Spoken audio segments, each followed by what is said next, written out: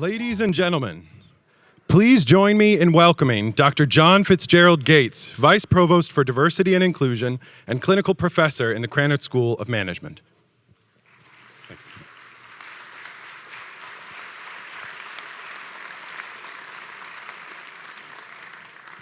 Wow. Good evening, everyone. And welcome to Religion, Polarization, and the Public Space. A very special welcome to those viewing us on live stream and via C-SPAN. Tonight's discussion is part of our semester-long series on democracy, civility, and freedom of expression. We will be discussing the role of religion in the pursuit of the challenges posed by increasing polarization in the public discourse as it relates to religion, religious identity, and expression. Tonight also launches our Democracy, Civility, and Freedom of Expression student essay contest, where Purdue undergraduate and graduate students are invited to engage in critical thinking about tonight's discussion to facilitate connections between classroom and out-of-classroom learning. Drawing upon the semester of thematic programming developed by the Division of Diversity and Inclusion, we seek essays that demonstrate understanding of an application of knowledge, exhibit democratic principles of leadership and/or group participation, emphasize listening to and consideration of others' points of view, and share critical self-reflection about new learnings and connections that are central to our lives today. But most of all, we developed this series because we believe that every citizen has a participatory responsibility to engage in the democratic process, that our freedom of expression is the cornerstone of our democracy, and that civility is what will hold us together as people in these most interesting of times. We believe that we can be one nation, under God or not, indivisible, with liberty and justice for all, which we hope will be furthered by tonight's discussion. And now, without further ado, please welcome our moderator, the host of Democracy Now!, Amy Goodman.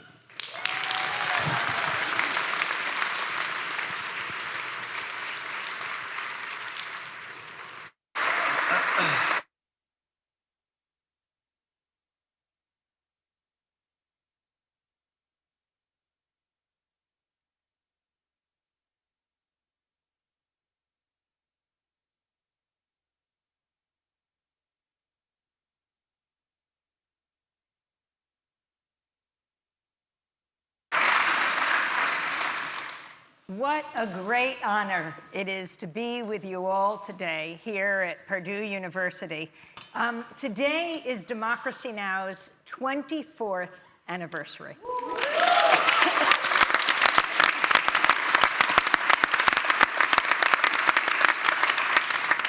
How many of you listen to or watch Democracy Now!?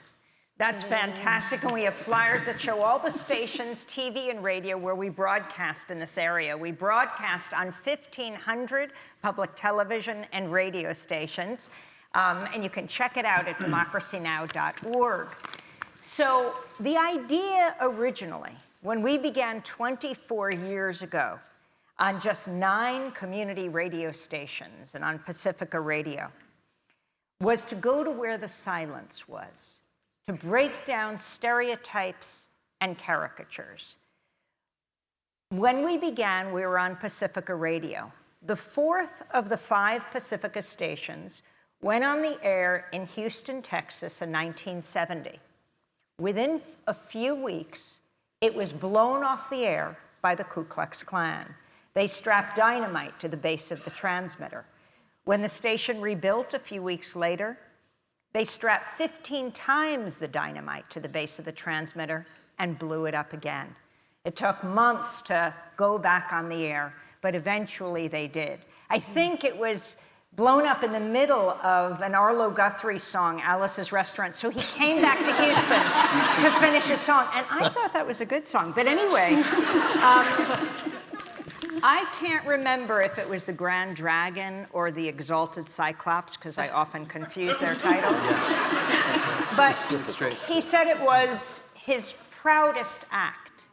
And I think that's because he understood the power of independent media. He understood that when you can hear someone speaking for themselves, whether you're a student at Purdue or whether you're a Palestinian child or an Israeli grandmother, whether you're an uncle in Afghanistan or an aunt in Iraq, you begin to understand where a person is coming from. I didn't say agree with it. How often do we even agree with our family members? But it makes you much less likely to want to destroy the other person. It's that understanding that's the beginning of peace. I think the media can be the greatest force for peace on earth. Instead, all too often, it's wielded as a weapon of war. And so we have to take the media back. And what I see tonight, our goal is coming to understand each other, coming from very different backgrounds, but breaking down those stereotypes and caricatures. All so important in this very polarized election year. So we have an amazing panel tonight, and I am so excited to bring them to you. Yes, the title of this evening, part of the bigger series, but the title of this evening is Religion, Polarization, and the Public Space. We have a Baptist, a Christian who became an atheist, a Muslim who converted to Christianity, but then converted back to Islam, a Universalist, a Jewish woman who went more deeply into discovering her roots as an adult, and we're going to hear about those journeys. We're going to start with Melissa Rogers. Melissa Rogers is a church-state lawyer. She works at the Brookings Institution in Washington, D.C. She worked in the Obama administration. She was head of the White House Office of Faith-Based and Neighborhood Partnerships, but not before she caused a controversy for them outside the White House, and then they invited her in. And she has written the book, Faith in American Public Life.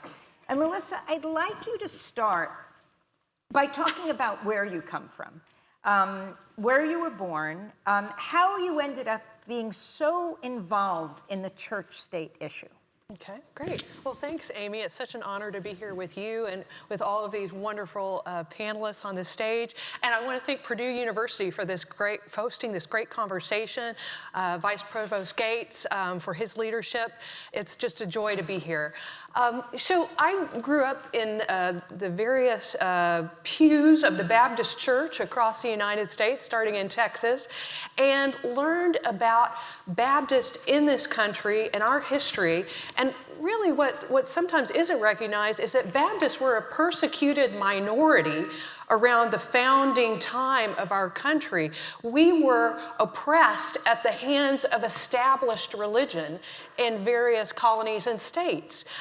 So I grew up being taught, not necessarily as a matter of civics or law, but as a matter of religious principle, that we needed to have religious freedom for everyone, that there are, under our Constitution, no second-class faiths, and that everybody should stand on level ground before government, and that we have to move from the sidelines to solidarity with people who are being targeted, because an attack on any faith is an attack on every faith.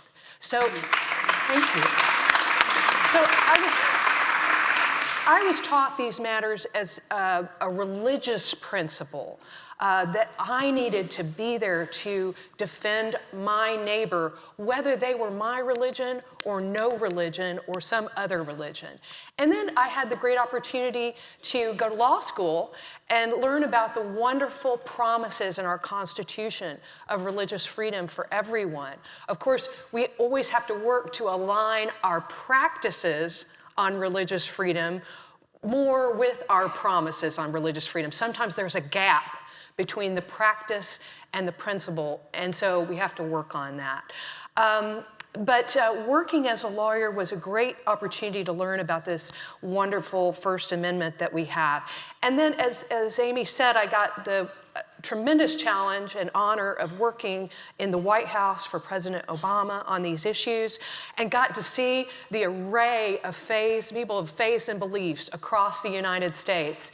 And a couple of things I'll just mention that I got to work on was Pope Francis' first visit to the United States, and how people of all faiths and none came together to work on projects that would help to unite us and do good in the world as a way of welcoming Pope Francis, whether it was combating climate change or working on global poverty.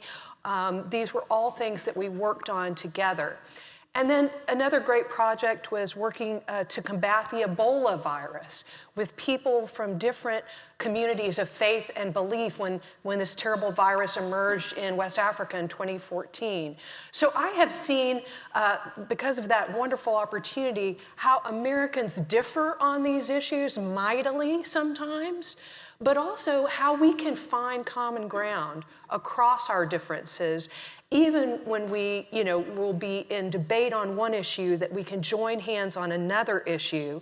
And I think that's one of the keys to trying to deal with the controversies and the tensions over religion's role in public life. Can we unite around our constitutional principles and defend everybody's rights? And can we look at each other not as enemies if we differ over particular issues, but rather as potential collaborators on different issues where we might actually come together and be able to understand each other better? We're going to move on now there are people here of remarkable lineage. Everyone is. Some are maybe more famous than others. We have the grandson of Mahatma Gandhi here. We have the daughter of the Nobel Peace Laureate, Bishop Tutu, Reverend Naomi Tutu.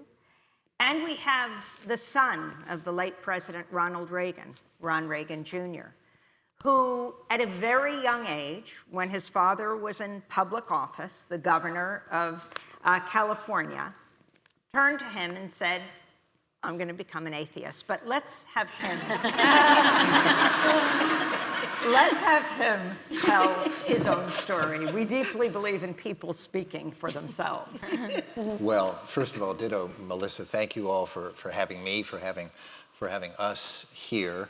It's quite an honor to be on such a distinguished panel, people with the heritage you were talking about, people who have done tremendous work within government, with academic degrees, who've written books. Reza's got like 15 PhDs or something. I did manage to graduate high school before leaving to become a hoofer, as they say.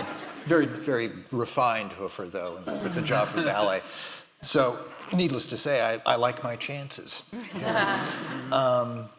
I guess I'm the token atheist and probably invited to represent, to some extent, incivility as well. So here's hoping I don't disappoint. It strikes me that we're in very difficult times now here in this country and around the world. There are a lot of different issues facing us that seem perhaps insurmountable at times. Democracy is under siege here and abroad. Of course, you've got climate change, you've got pandemic disease, you've got pollution, plastic pollution in the oceans, nuclear weapons, of course, as always, it seems. And the only thing that we have to confront these issues, maybe mitigate them to some degree, is how we communicate with one another, how we speak to one another, and how we listen to one another. Civility, it would seem to me, is a pretty good default starting position. I'm not going to be rude to you if I'm meeting you at lunch, but civility isn't enough, of course.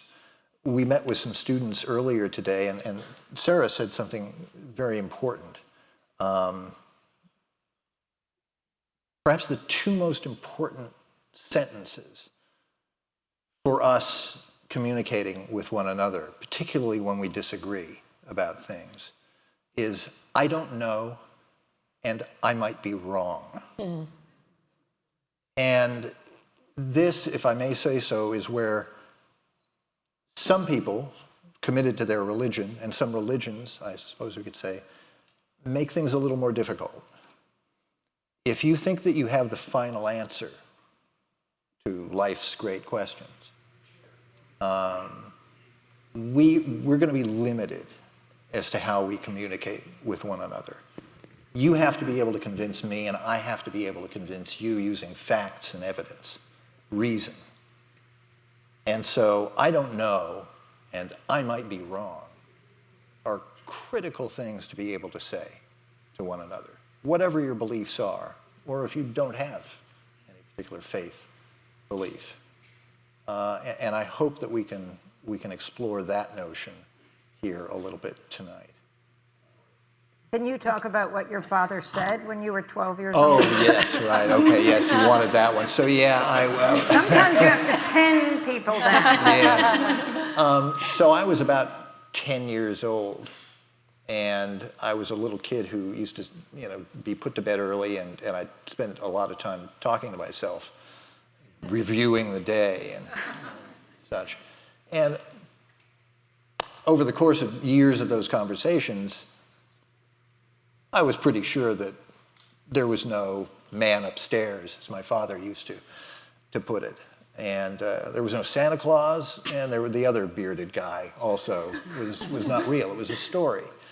And by age 12, we were getting ready to go to the Presbyterian church that we went to, and I didn't get dressed that Sunday. I didn't put my suit on. My father came in and said, "Come on, get ready. We're going to church." I said, "I'm not going."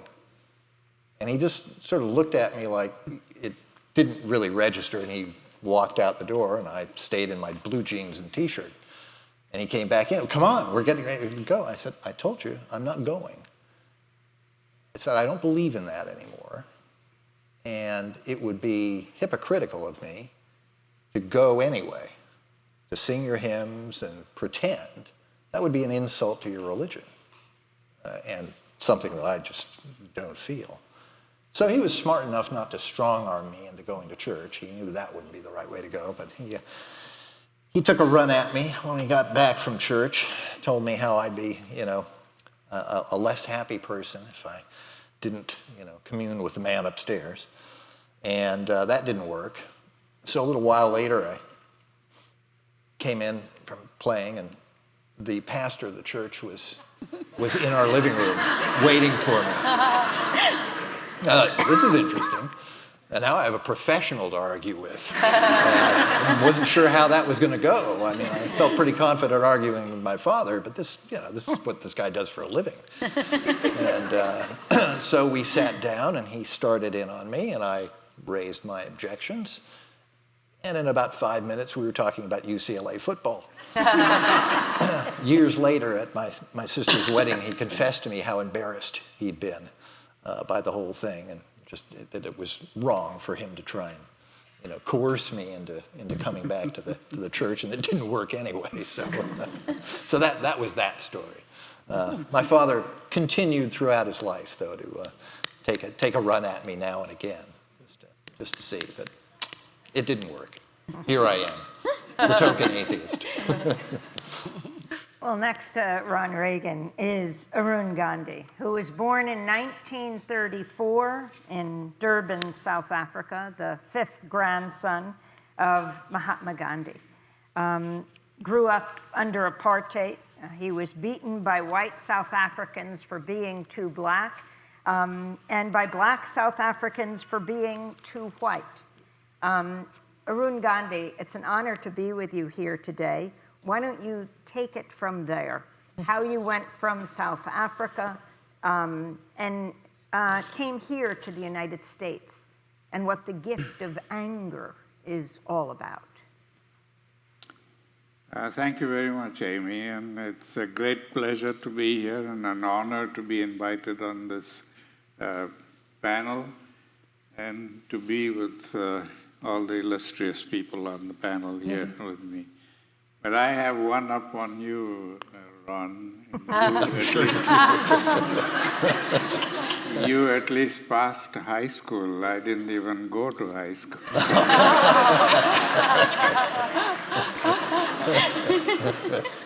But I do have 4 honorary doctorates. I think you But yes, I was born in South Africa, and I suffered a lot of the prejudices there. And that's when my parents decided to go to India and give me the opportunity to live with grandfather.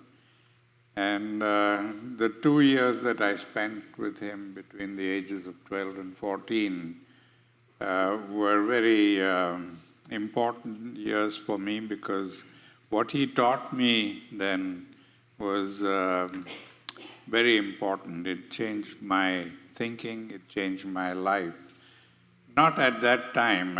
I wasn't such a bright student at 12 years old to understand his philosophy.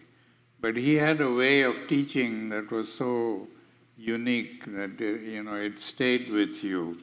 And as I grew up and began to reflect on all of these things that he taught me, I realized how important they are.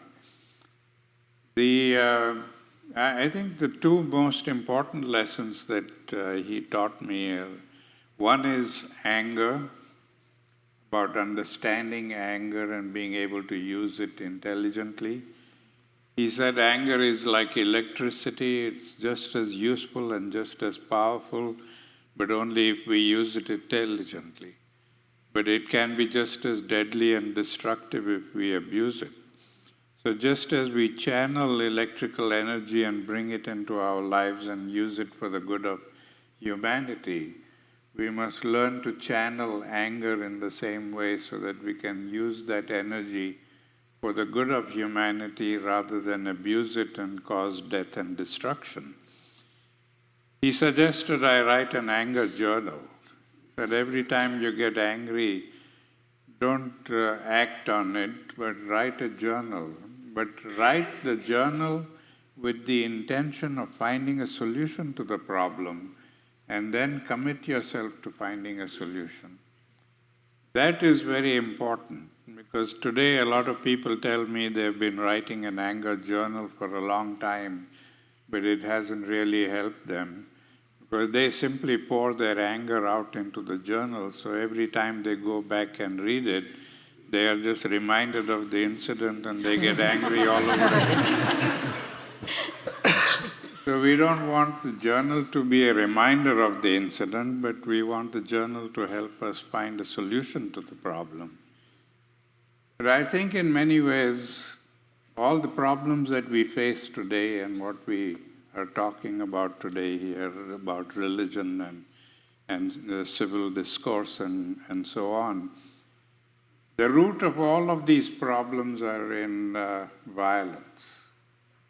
We have chosen violence as a way of life, as a way of governance, and that violence has crept into every aspect of our human lives. Our language is violent, sports is violent, our entertainment is violent. Every aspect of our lives, even our religion, has become violent. So that violence is what is creeping into us and corrupting our lives and destroying our lives. That is why my grandfather started the philosophy of nonviolence more than 100 years ago, because he felt that that was the only thing that is going to save humanity from ultimate destruction. But unfortunately today I find that not many people have really understood his philosophy. They have looked at his nonviolence as the absence of war. That if we are not at war with anybody, we are living in peace. Or if we don't have any fights in our streets, that means we are living in a peaceful neighborhood. But what he meant by violence was much deeper. And I remember him telling me that you can only appreciate the value of nonviolence when you understand the extent of violence we commit. And to make me understand the extent of violence, he once made me draw a genealogical tree of violence, just as we do a genealogical tree with violence as the grandparent and physical violence and passive violence as the two branches. And every day before I went to bed, I had to analyze and examine everything that I had experienced during the day and put them down on that tree. Things that I may have done to people or people may have done to me, or things that I may have read about. Now, physical violence is something that we understand and we know because it hurts us and we see it every day. It's all the physical manifestations of violence. But passive violence is something that we don't even know, and we do it sometimes without even realizing that we are committing violence there. And that is all the kinds of non-physical violence that we commit against each other. The discrimination, the oppression, looking down on people, wasting resources, and the hundreds of things that we do every day to one another without using any physical force. Now, for instance, I read in the New York Times a few months ago that in the United States alone, we throw away $60 billion worth of food every year. $60 billion worth of food goes into the garbage when there are millions of people hungry in our own country, not to speak of all the people outside the country. Now that is the worst kind of passive violence that we commit. And we do this ourselves individually. We take more food than we can eat and we throw it away because we can't eat all that. And so many other things that we throw away and waste all the time and with no concern about the effect on the environment and ecology and so on. So all of that is passive violence. When I began to do this exercise, within a few months I was able to fill up a whole wall in my room with acts of passive violence. And then he explained to me the connection between the two. He said, we commit passive violence all the time, every day, consciously and unconsciously. And that generates anger in the victim, and the victim then resorts to physical violence to get justice.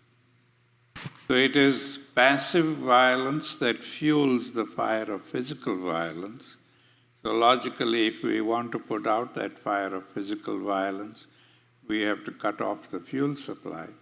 And since the fuel supply comes from each one of us, we have to become the change we wish to see in the world. If we don't change, and if we don't change our attitudes and our relationships today are based on violence. We are always thinking about what am I going to gain from this relationship? And if I don't gain anything from it, why should I bother to build a relationship? So it's always that selfish motive that we use to build relationships. He said that relationships in a nonviolent society should be built on the 4 principles of respect, understanding, acceptance, and appreciation. We have to respect ourselves and respect each other and respect our connection with all of creation. And it's only when we respect that we will understand who we are and what we are and why are we here on earth. We are not here just to while away the time from birth to death.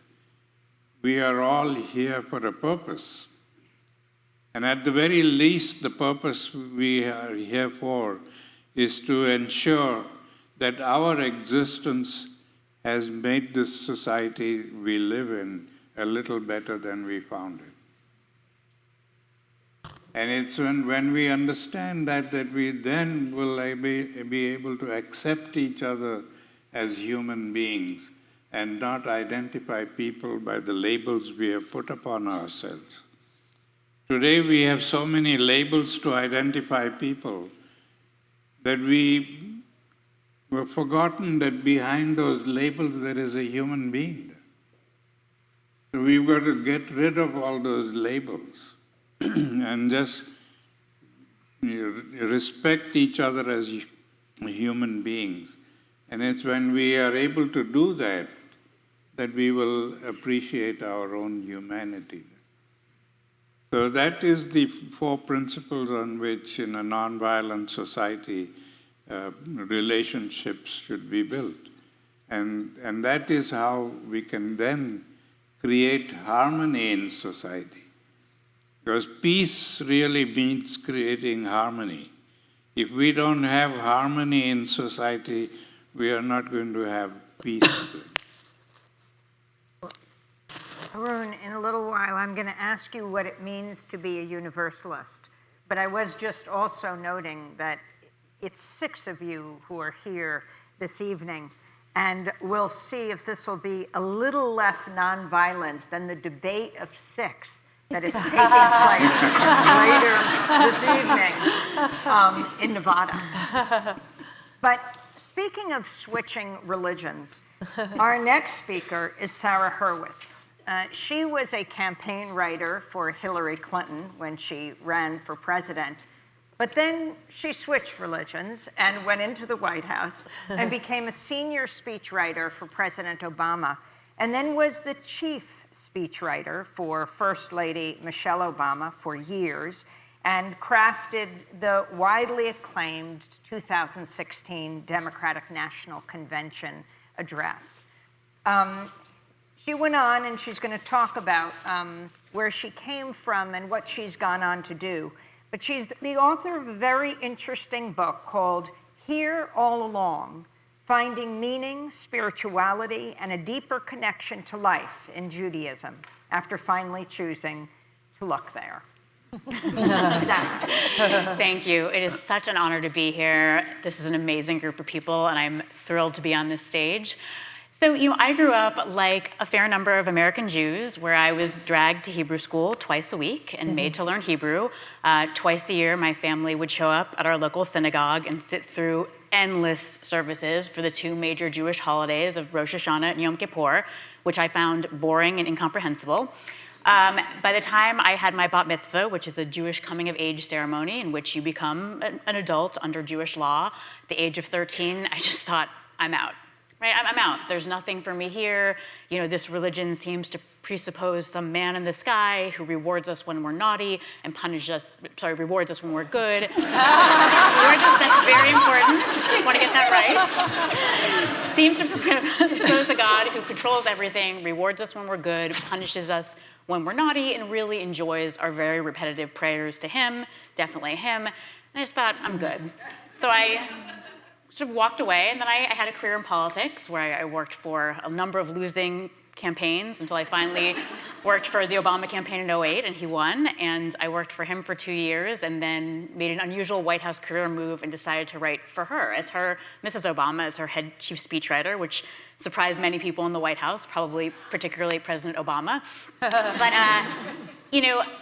about the 5th year of the Obama administration, I was there all 8 years, I broke up with a guy I was dating, had a lot of time on my hands, was very bored, very lonely, and I happened to hear about an Intro to Judaism class at the local Jewish community center, and I just signed up on a whim. Could have been a karate class.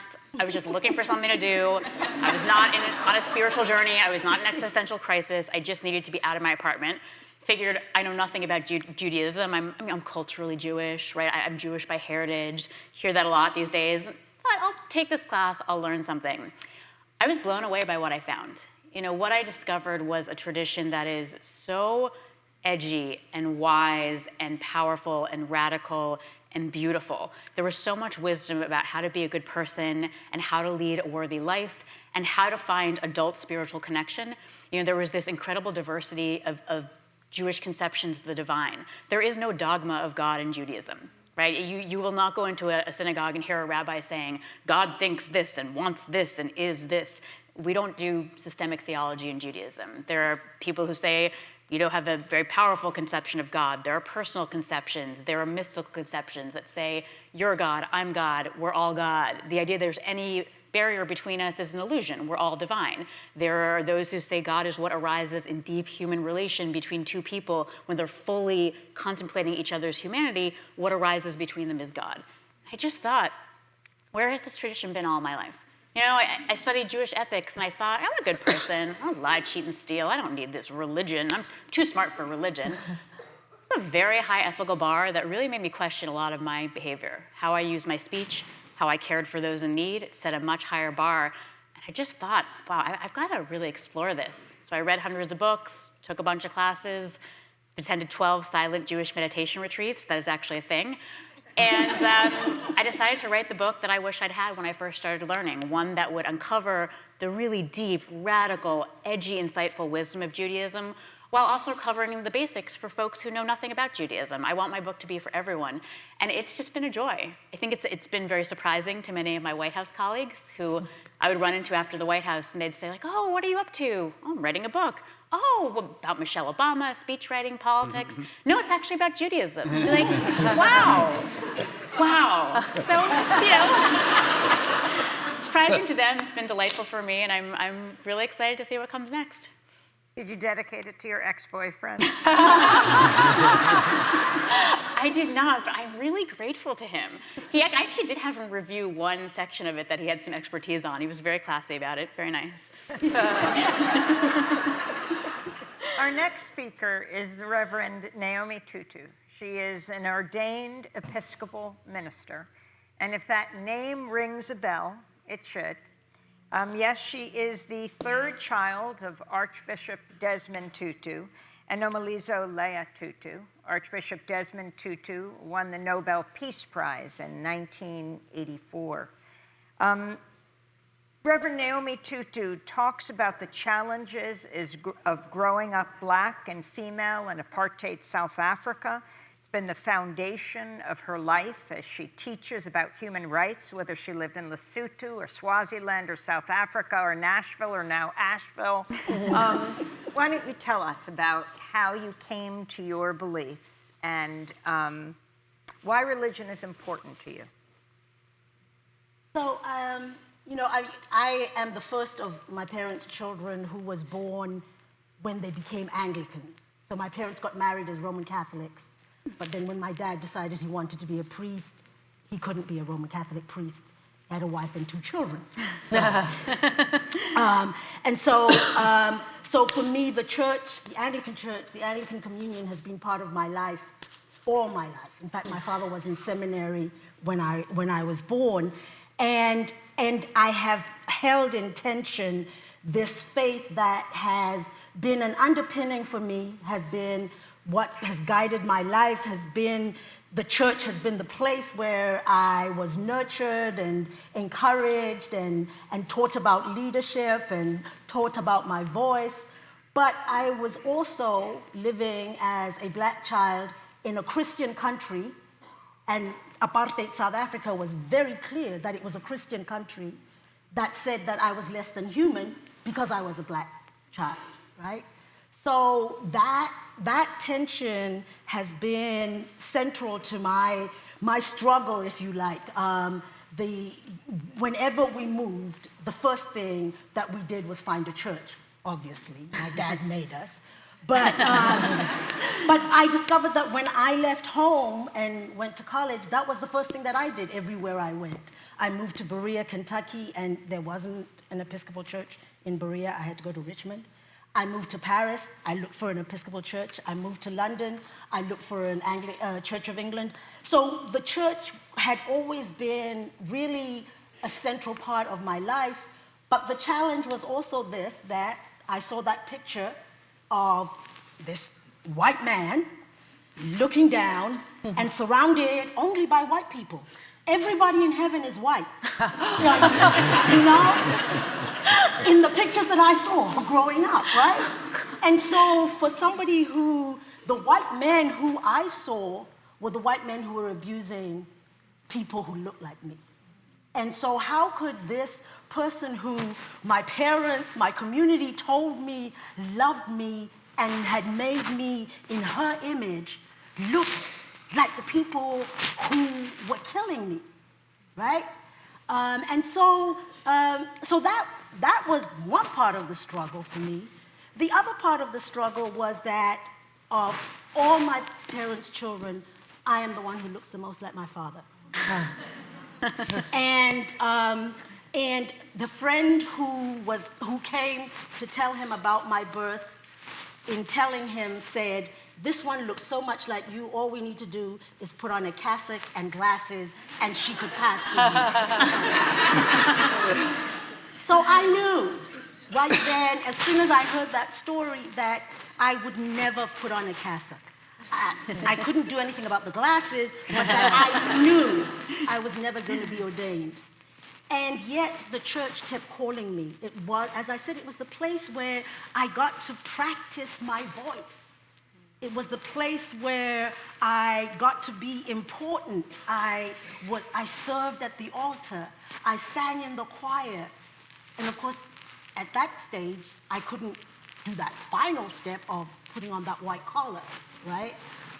But that struggle for me with the church as a place that both nurtured and also made me question my worth has been the basis for me of clinging tightly to the church and not allowing it to be taken away from me by people who say that there are some of God's children who are less than others of God's children.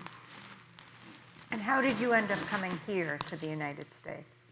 I came to Berea College, and that's another story about parents' sneakiness. I thought Kentucky was within commuting distance of New York.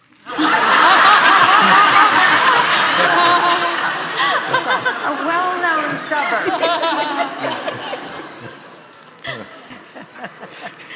Well, the only upside to the sin of you only seeing the images of white people in heaven is that it might suggest that black people simply don't die. Reza Aslan is our last speaker. Internationally renowned writer, commentator. He's a professor at the University of California, Riverside, religious scholar, has written many New York Times best-selling books that have propelled him to the front lines in the fight against white nationalism. Reza wrote the New York Times #1 bestseller, Zealot, The Life and Times of Jesus of Nazareth, which has been translated into many different languages. His latest book is God, A Human History. In addition to being a writer, he is a consulting producer on the acclaimed HBO series, The Leftovers.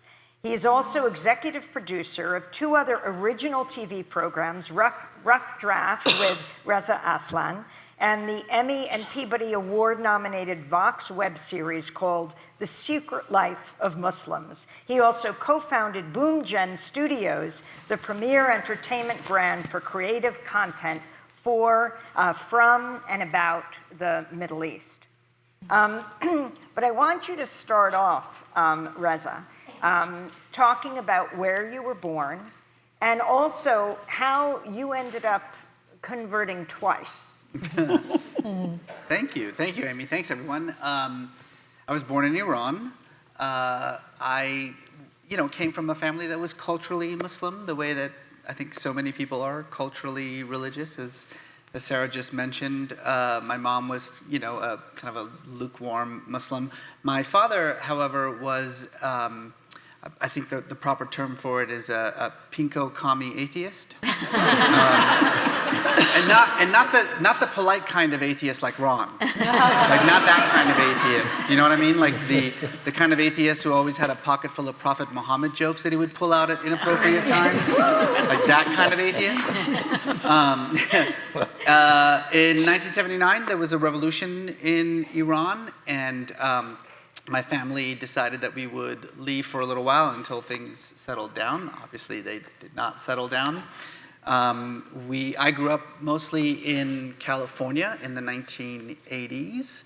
Not sure if you remember the 1980s, but it wasn't the best time in the world to be either Muslim or Iranian in America, as opposed to now when it's fantastic.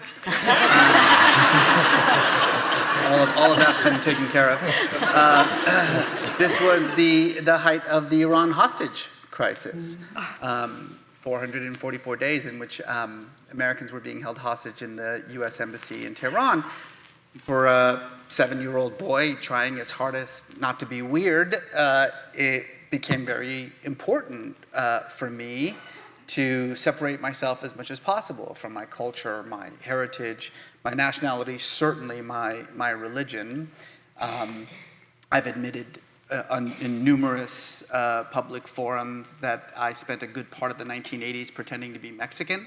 Which tells you how little I understood America.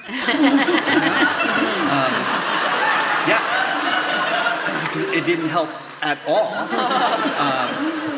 But what that experience I think really bore into me was, first of all, a lifelong interest in matters of religion and faith. I think my childhood experiences of revolutionary Iran gave me this kind of visceral understanding of the power that religion has to transform a society for good or for bad. And I think that never left me. It always made me extremely interested in religious history, religious phenomenology, which is a weird thing for an 8-year-old to be interested in, but that's what it was. And then it also gave me it was kind of a baptism of fire, if you will, about the way in which we identify ourselves and the way in which so much of how we understand who we are as individuals is defined by the way that other people identify you. This was an era in which, the banks wouldn't cash my father's checks because his ID said he was born in Iran. I mean, I was going to an elementary school where the teachers were wearing those little yellow ribbons. Remember those little yellow ribbons in solidarity with the hostages, and where my fellow students were wearing Bomb Iran shirts. And I think those two things really affected the trajectory of my life as a professional. I write about and I talk about and I'm very interested in not just religion, but religion as a form of identity, the way that we think of ourselves, the way that we construct who we think we are, and the relationship between how we identify ourselves and the way that other people identify us. And that's been, very much a theme in my work and certainly in my writings. I was also a very spiritually interested kid. I didn't really have an opportunity to explore that very deeply as a child, because by the time we moved to the United States, my father was like, well, now at least we don't have to pretend anymore. This is great. And so we kind of scrubbed our lives of religion. And then when I was in high school... Wait. Reverend Tutu talked about moving to that suburb of Newark, Kentucky. Yeah. Where did you move? Yes, when we first arrived in the United States, we arrived at Enid, Oklahoma. Oh, wow. And everyone always asked me why, and I was admitting earlier backstage, I don't know why. I actually don't know. I think it's because when my father was in college, he did a semester abroad in Oklahoma. And so when we decided to move to America, I think he just thought Oklahoma was America. Which turns out he's right. It's very, very America. Maybe a little too much America. And so we eventually moved west to California. But, as Amy was mentioning, I converted to Christianity in high school. I reconverted to Islam in college. And I think for me, religion and the study of the world's religions has become kind of a lens through which I can understand human societies, human communities, the way that we sort of construct the worlds around us. And that's always been extraordinarily interesting to me, and particularly now, as we've talked about, in this polarized age. I feel like it's been polarized for a while, but whatever. In this polarized era, I think these topics are more important than ever. And can you talk about challenging white nationalism today and what that means to you? Yeah, I mean, I think for me, there's obviously an emotional aspect to this. I mean, this is an ideology that I feel as though I've been combating at a personal level for most of my life here in the United States. Mm-hmm. But at the same time, we had a number of choices of places to go when we left Iran. We had family in the UK, we had family in France, but we chose the United States because we knew that whatever racism that we confronted, whatever xenophobia that we confronted, that at the very least, the laws, the institutions of the country would protect us. And I think what is probably most disconcerting about what's been happening over the last few years is the erosion of those institutions that are supposed to protect minorities, and the sudden normalization of ideas, movements that, even 4, 5, 6, 7 years ago, I think we would have been shocked to think of these things as anything that could approach the mainstream. And so over the last few years, I've been very interested in how to combat those movements, those ideas. Primarily, I think the philosophy that I work with is the notion that racism is not the result of ignorance. We hear this all the time. I think people say that, racism is just about ignorance, and then if you just learned more about Black people or Muslim people or Jews, then you wouldn't be racist against them. I know of a lot of very well-informed racists,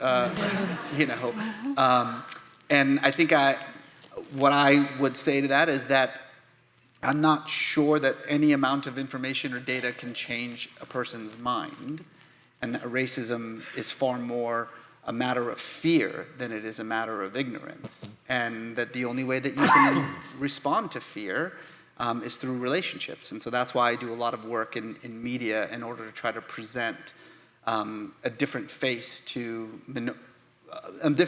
of minority groups as a means of allowing some of those walls of fear to collapse, and a chance for us to get to know the other in an intimate way, because as I think a lot of people on this campus probably know, we don't too often in our day-to-day interactions get to be with people who are of a different race or of a different culture, different ethnicity, different religion. And so for a lot of us, television is our only exposure to people like that. And so my goal over the last decade has been to use TV precisely to transform and reframe people's perceptions of the other.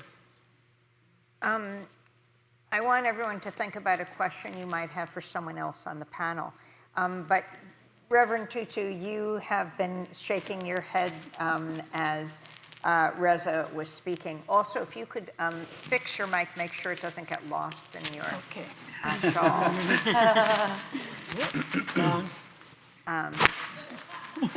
Found it. So you went from apartheid South Africa and a family that challenged apartheid at every level, and your father, an extremely respected religious leader in the world.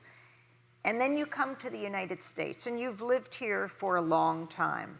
Mm-hmm. I'm wondering if you can talk about what you see and lessons you learned from struggles there to how you deal with life in America today. I think for me, probably the biggest struggle as somebody of faith is dealing with the co-option of my faith, right? And so the ideas that that there is a certain Christian, and that Christian doesn't look like me, and doesn't have the experiences that I have. And so for me, that's a co-option of my faith, that the God who I have been raised with is a God who made us all in God's image. And so if I'm not in God's image, then neither are you. So if we are going to be about saying that we are Christians, then the first place that we have to start is in acknowledging that we are created by the Creator. And the idea here that has been, I guess, that I have struggled with the whole time I have been in the U.S. has been the voice of Christianity is so often a voice that takes Christianity from the Hebrew scriptures and then the epistles and completely ignores the gospel.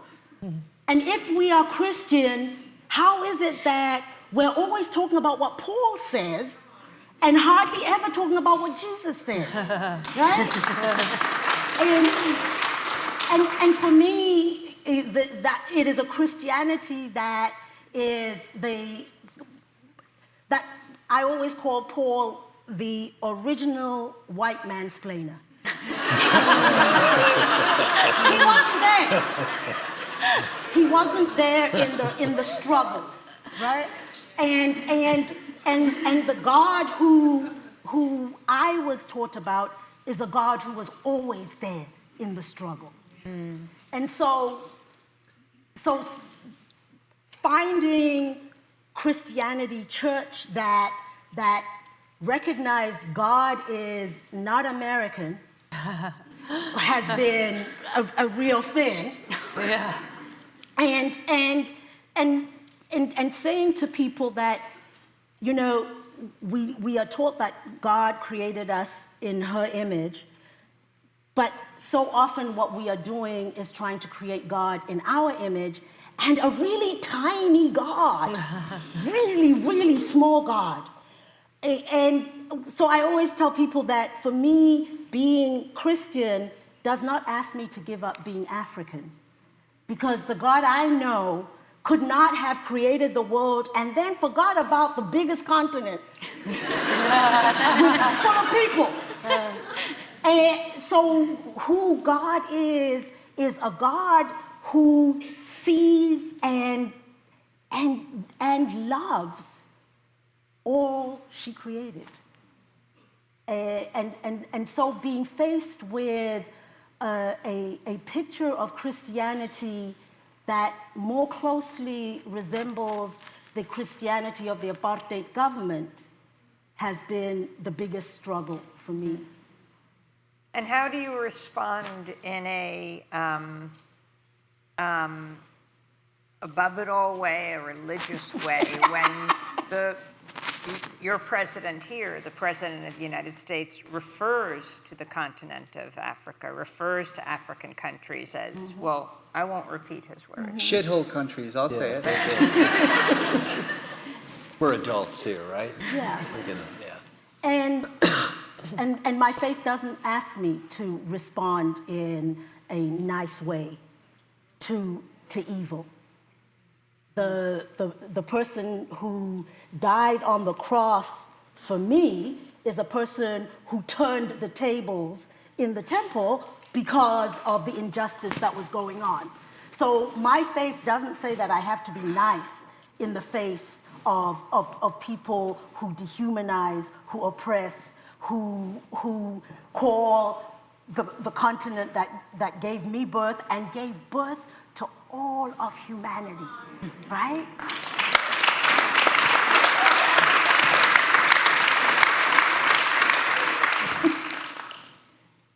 Sarah Her, Horowitz, you're really the woman who puts words in the mouth of others, or you have for many, many years as a speechwriter for so many people who have had such an important influence in this country. And I'm wondering, once you discovered or rediscovered your own religion, if you thought back to what you would like others to say, or if you would have rewritten those speeches in a different way. So no one puts words in Michelle Obama's mouth. I just want to make that very clear. So a woman who knows who she is, and she always knows what she wants to say. So the job of being a speechwriter is much more to channel. It's to channel the people for whom you write. So in terms of, how does my new knowledge of Judaism affect my speechwriting? It doesn't really, because I'm really channeling someone else's voice. But, I will say that studying Judaism and getting to know it, it really helped me reframe and understand what I was doing in politics. And I think, we just heard the phrase created in the image of God, which is from what Jews call the Torah, the first 5 books of what Christians call the Old Testament. And, I don't care if you believe in God, don't believe in God, it's sort of irrelevant to me. What Jewish tradition understands that phrase to mean, in the words of a rabbi named Yitz Greenberg, is that we're all infinitely worthy, we're all equal to each other, and we're each totally unique. And there's not a single person in this room, including any of us on this stage, who actually believes that. Not a single one of us does. We don't. If we believe that, we would never walk by a homeless person on the street and say, oh, sir, I'm sorry, not today. If that person had been a CEO, a celebrity, and they'd said, hey, can you help me? We'd be like, oh, celebrity, oh my, wow, hi, of course. Or if there were a laptop on the street, we'd probably stop and say, it's a laptop. But we feel perfectly comfortable going by a homeless person because we actually don't think that person is as infinitely worthy and equal and unique as a CEO, a celebrity, even a laptop, heartbreakingly. And so once I understood that core insight, this sort of beating heart insight of Judaism, I began to realize that every speech I was writing was essentially articulating that idea. Every speech the Obamas gave was in some way articulating that idea that we're all created in the image of the divine. I also think my study of Judaism just gave me such an appreciation of complexity and of interpretation. Jews do not like dogma, just not our jam. It's like, there are some Jews who are kind of rigid and, have sort of frozen things in time, but that's a radical move, right? Jewish tradition is very much about reinterpreting, reimagining, re-understanding, a lot about arguing and questioning and dissenting and debating. And I think that I love that about Judaism, because I'm someone who's pretty resistant to dogma. And when someone tells me this is the way it is and it's like, I'm not sure. Right, there's actually, Ron and I were talking about this earlier, there's I remember learning about a rabbi from centuries ago who, he had a practice where he would start every sentence with, I don't know. Someone would ask him a question, and he would answer it by saying, I don't know. And then he might come up with an answer. But it was that constant sense of, I'm not sure, I don't know. And so I think that, studying Judaism made me realize how much I appreciate what a democracy should be, which is the prizing of real argument and dissent and discussion. So I think that shaped my politics. Those aspects of Judaism, I think, shaped my politics a great deal. But I certainly wouldn't bring that into a speech for Michelle Obama, who's not a Jew, because it's her words. Although I did once conclude a eulogy with the phrase, may her life be a blessing, which is actually, it turns out, once I studied Judaism, I realized is a Jewish phrase. It's a Jewish thing to say about someone who's died, so that I felt a little awkward about that I sort of done that. But no, for the most part, as a speechwriter, you're channeling, not putting words in someone's mouth. Arun Gandhi, you talked about living with your grandfather for 2 years, your parents giving you this gift. Then your grandfather, though, was assassinated. And I was wondering how you process this, how you fit that into how you could move forward and your worldview and your belief in humanity. Where were you when he was killed in India? Well, my parents decided to get back to South Africa and get into their routine there in November of 1947, after India became independent. And so his assassination took place a little less than 2 months after I left him. And when You were how old? Sorry? You were how old? I was 14. And we were living in South Africa in the ashram that he created, which was 18 miles outside the city of Durban, in a little place called Phoenix, which was not even a suburb. It was just the sugarcane fields all around us, and we were a little island of humanity in the midst of all the sugarcane fields there.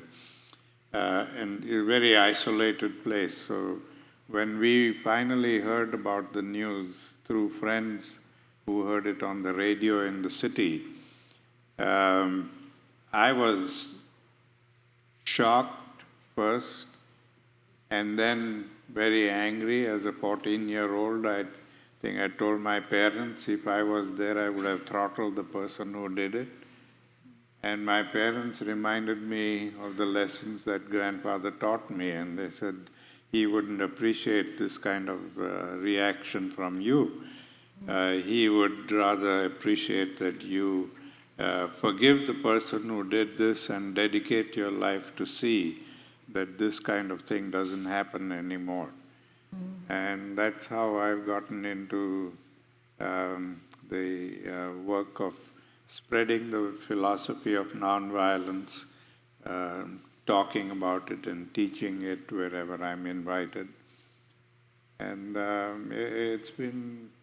What does it mean to be a universalist? Well, grandfather was very pained by what he saw in religion, all the religions of the world, and especially the Hindu religion, where we were discriminating against other people by the caste system and all those kinds of things. And he tried during his early part of life to educate people and to change the religion, but he realized that the priests in the Hindu religion were very powerful and very strong, and they were almost all for this caste discrimination. And so he said, well, if this is the religion that people practice, then it's not my religion because I don't believe in this. And then he made a friendly study of all the scriptures of the world. And he found that all of them had a little bit of the truth.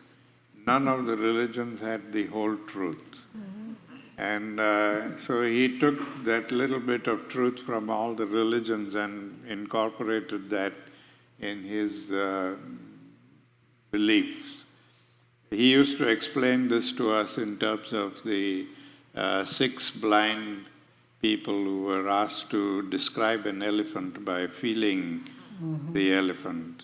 Each one of them was placed at a different part, and so the one who was holding the trunk of the elephant said, "This feels like a huge snake." The one who was feeling the legs of the elephant said, "This feels like a huge pole." And the one who was feeling the body of the elephant said, "This is like a huge wall." So each one of them had a different perspective. They were not totally wrong and they were not right either. So he said that is where we are with religion. So we all believe in something, but it's not all true, and so we have a very different perspective of it. So he started this, I call it universal, but it's when people asked him, he would say that I'm a Hindu, Muslim, Jew, everything combined in one. Because our prayer services included hymns from all the different religions. We would sit in an open room and pray. And so when people ask me, instead of using the same technique as my grandfather, I just say I'm a universalist, believe in all the religions and respect all the religions. So the title of this event, of this evening, is Religion, Polarization in the Public Space. And Ron Reagan, you and your dad maybe in many ways couldn't be more different.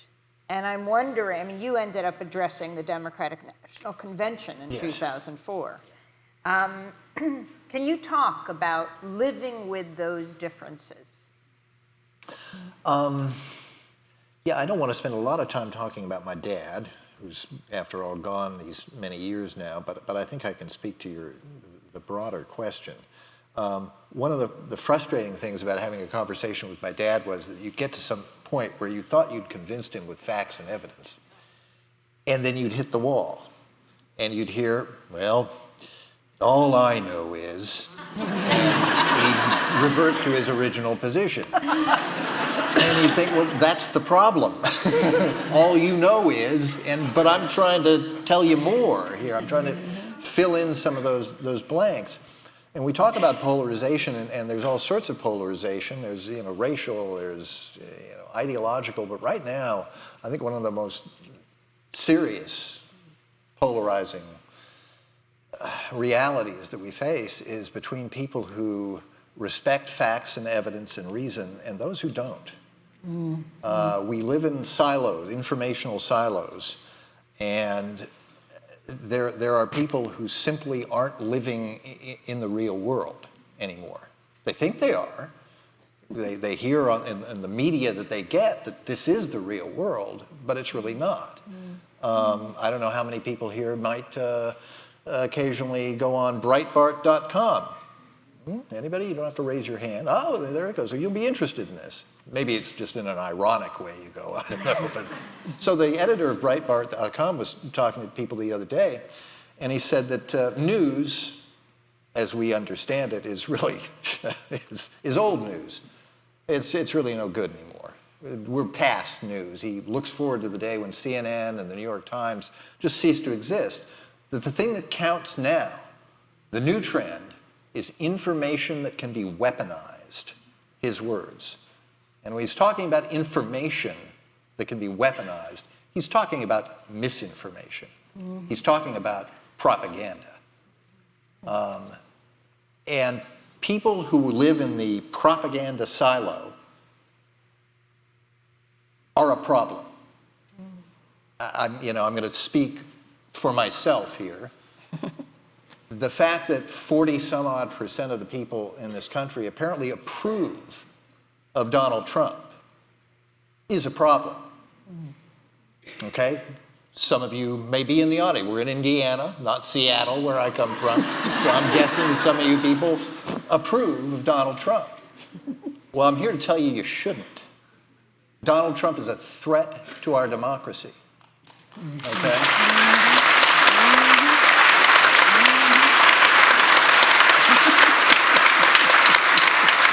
But if I tell you that, some of you who didn't applaud, and cite facts and evidence, I will not be able to convince you. You have already, some of you sitting there in the audience right now, have already decided that I'm the one who's been brainwashed, that I'm the liar, and that any facts that I bring you are illegitimate because they don't comport with your worldview. I had a discussion with, and you'll forgive me for repeating myself, you too, because we were talking earlier with some students, and I forgive you if you were in that audience too. So I had a discussion on the radio a few years ago with a conservative woman. It was one of those left-right, shows where you have a discussion. We were talking about climate change, and I asked her. I said, "So what would it take for you to come over to my side?" She was on the "It's all a hoax. It's not happening. Forget it." And I'm not on that side, And what would it take for you to come over to my side? I'd have to live on another planet, she said. In other words, nothing. And then, thinking that she had me now, she did exactly what I hoped she'd do, turned it around on me. And what would it take for you to come over to my side? I said, that's easy. If I wake up tomorrow morning and 98% of climate scientists say they made a mistake and that this isn't our fault, I will change my mind. There's a big difference there. We cannot have a discussion with one another if we're not open to changing our minds. And in the polarized environment that we're in right now, I'd like to say both sides, and it is true to some extent. But it's mostly one side that has decided that game over, I know where I stand, and nothing is going to change my mind. And that, my friends, is a big, big problem for our country and the world. So.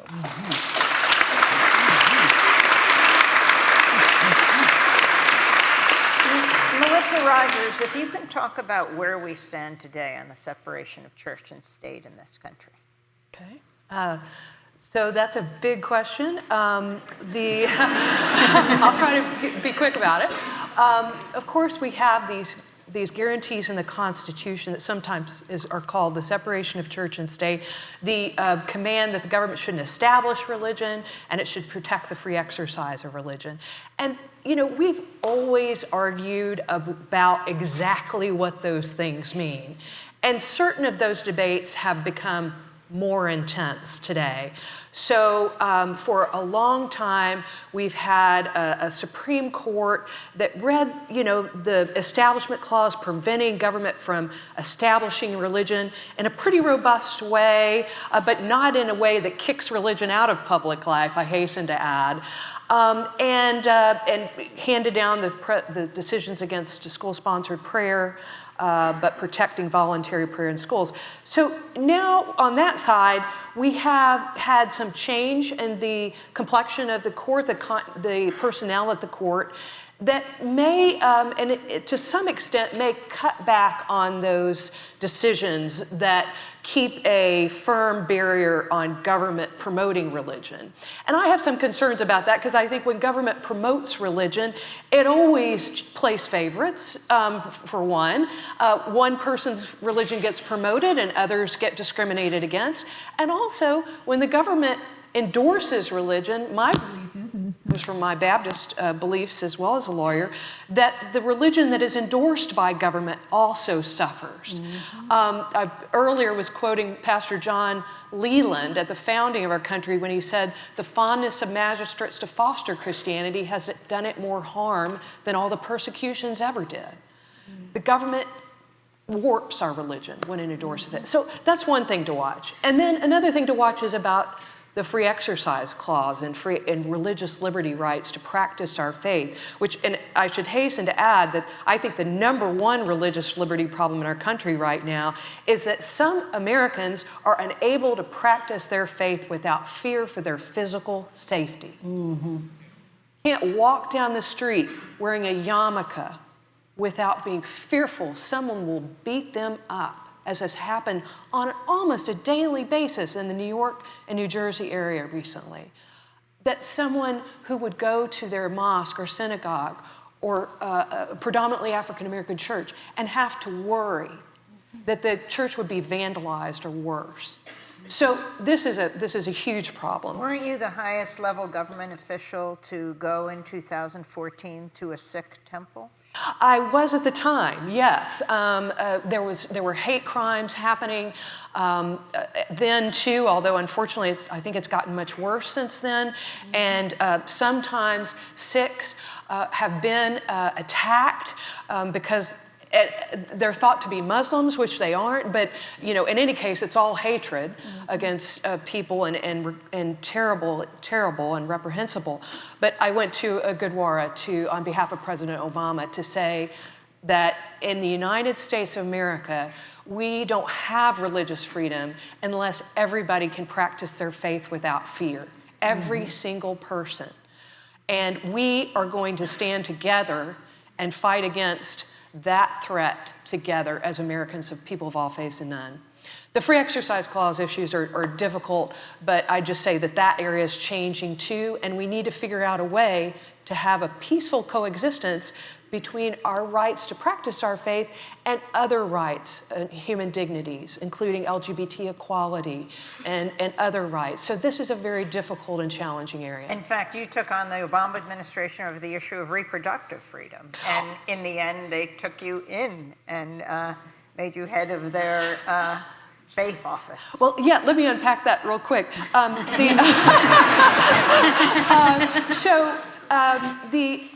You will all remember with the Affordable Care Act had a contraception mandate requiring employers to provide free contraception coverage for their employees. And some religious people, Catholics and evangelicals, religious employers objected to having to provide that contraception coverage because of their faith. So I thought it was important to honor those objections. At the same time, I thought it was very important that the women who were entitled to that contraception coverage did indeed receive it from someone else. So that's the win-win solution that I was trying to work toward.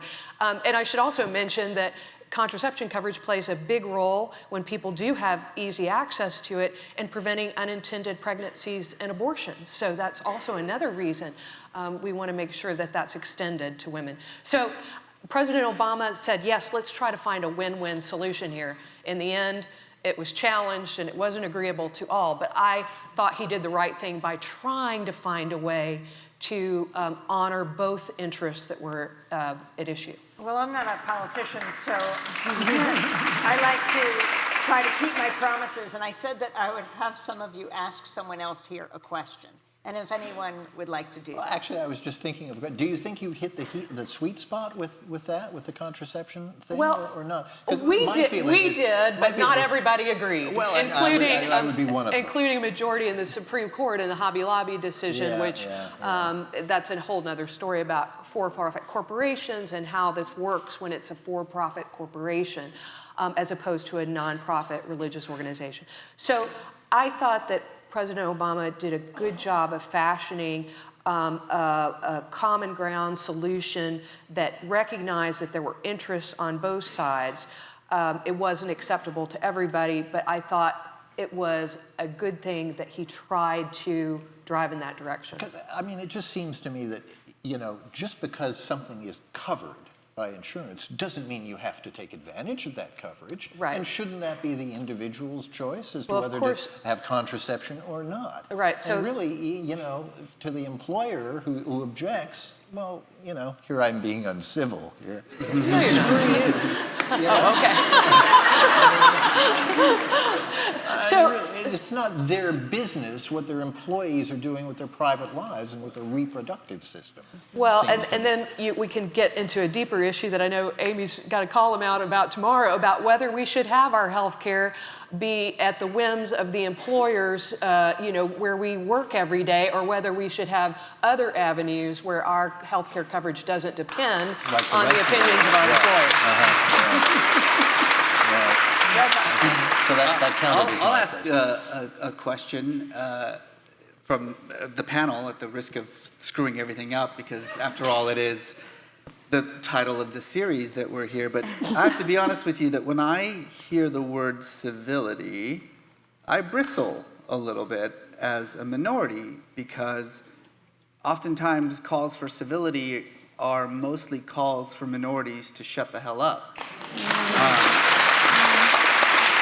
I don't know why I would have to, I'm not sure why I would be civil to someone who is actively trying to take away my rights, who is actively dehumanizing me and people who look like me, who is literally threatening the lives of my children, but I have to be civil because that person represents an office that deserves respect, despite the fact that he gives the office no respect whatsoever.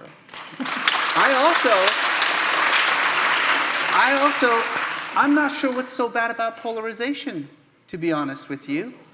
I think that moments like this require extreme moral clarity. And when it comes to some issues, there are only two sides. You either think that it's okay to put brown children in cages, or you don't. There's no middle ground there. So I guess what I would just simply say, just to throw a little grenade into this conversation, is why? Why should I be civil, and why should I mourn polarization when the two sides represent two vastly different ways of thinking about what a human being actually is. Well,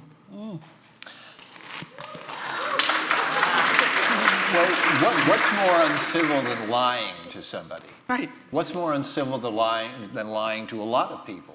Yeah. You know, if you launch your political career by pretending that Barack Obama isn't a real American, you know, a racist lie as well as just a lie, how civil do you have to be to somebody who's doing that? I would say not so civil. I mean, the president spent 90 minutes spouting one demonstrable lie after another, and then the female, leader of the House tore up the Nancy speech. Pelosi, too. And it was all about the lack of civility in our politics. To me, that's absurd. I mean, calls for civility are for certain sectors of American society, not really about the way in which we talk about each other, but about who gets to talk.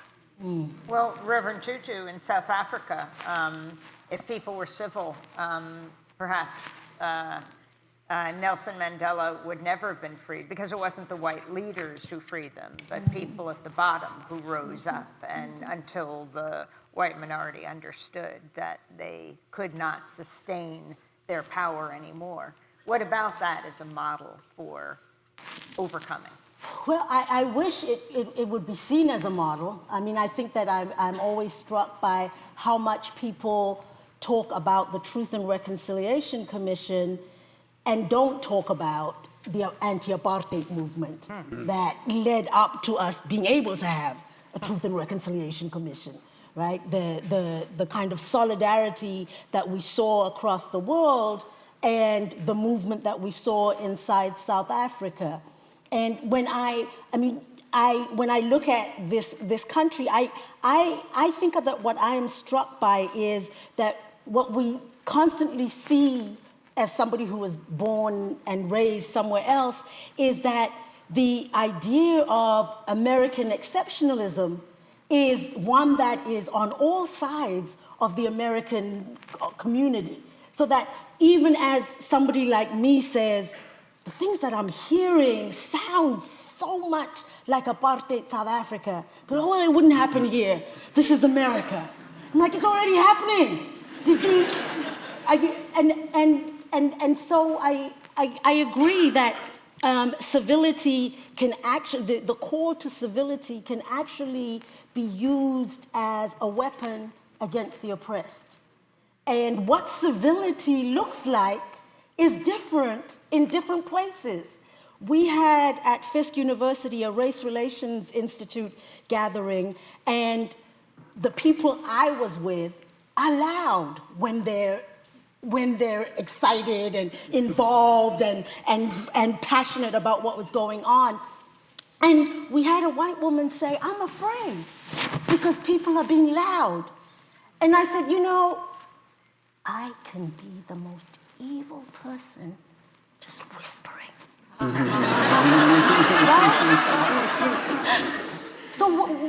So who decides what is civility?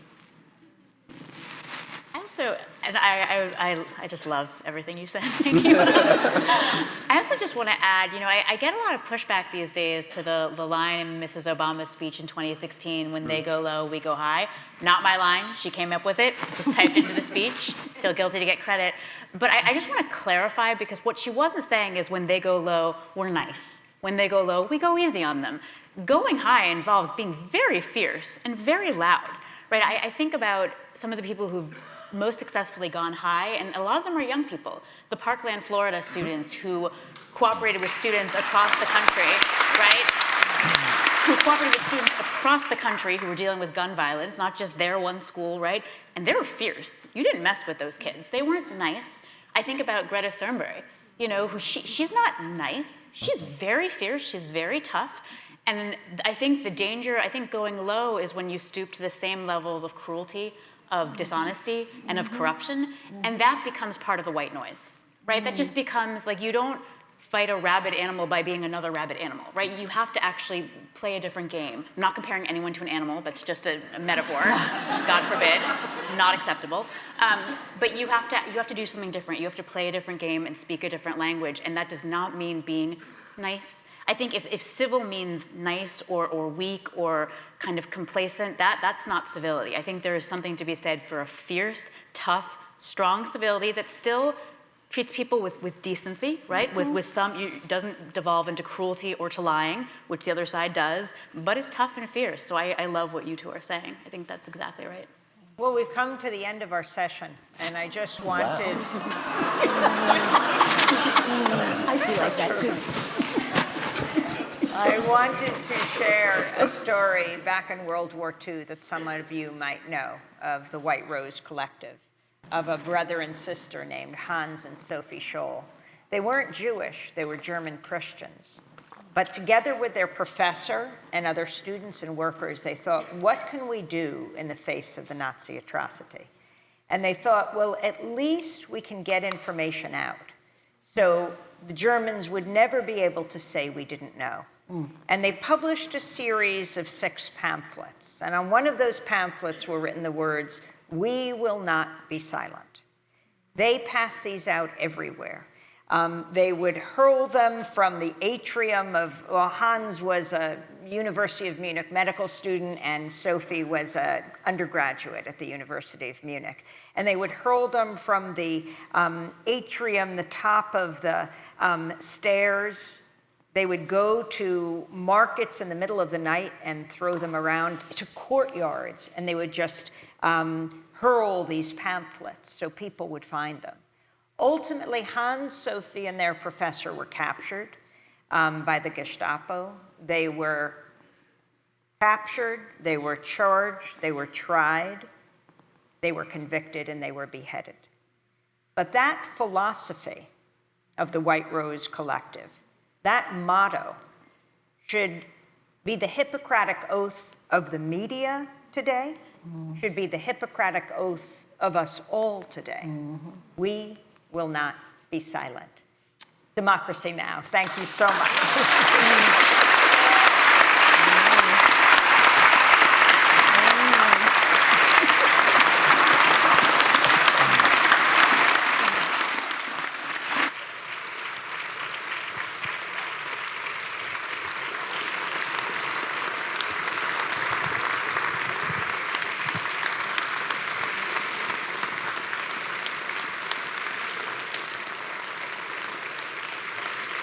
We hope you all had a really good evening tonight and that you will join us for the rest of the series.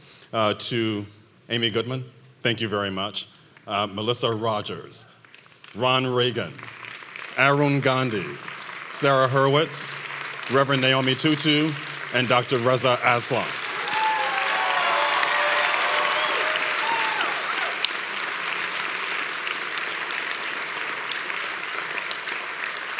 Next up in the series will be an event hosted by President Daniels called Beyond Labels, Addressing the Grand Challenge of Democracy Together.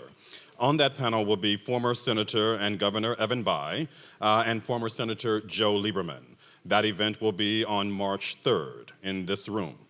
Following that event will be an historic concert by the famous Purdue Glee Club and the famous Morehouse College Glee Club on March 10th. And then a panel discussion on March 31st entitled The Role of the Media in Democracy Now!, where the guest will be Charles Blow from the New York Times,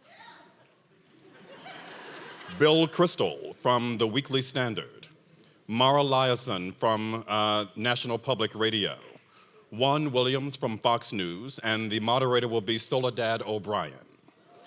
And then on April 8th, we will conclude the series with something called Purdue in One Room. We invite you all to join us again on April 8th for a final conversation and to celebrate what we've done this semester. Democracy, civility, and freedom of expression. Thank you and good night.